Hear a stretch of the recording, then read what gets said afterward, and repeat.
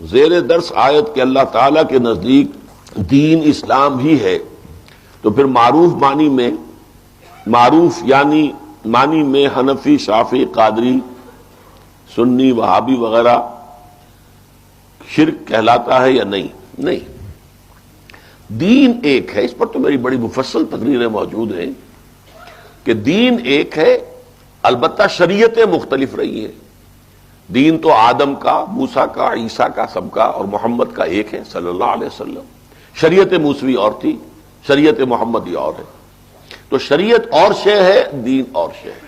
دین اس کا نام ہے کہ اللہ حاکم مطلق ہے اور اس کا رسول اس کا نمائندہ ہے، اس کی اطاعت کی جائے گی، سارا نظام اس پر بنے گا، یہ دین ہے۔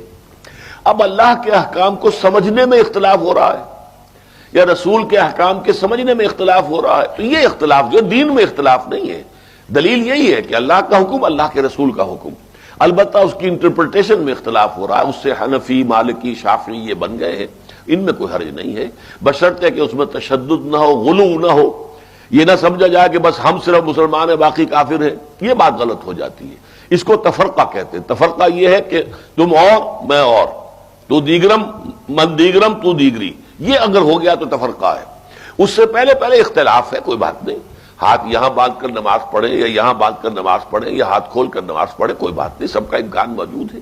یہ اختلاف ہے، یہ شرک نہیں ہے۔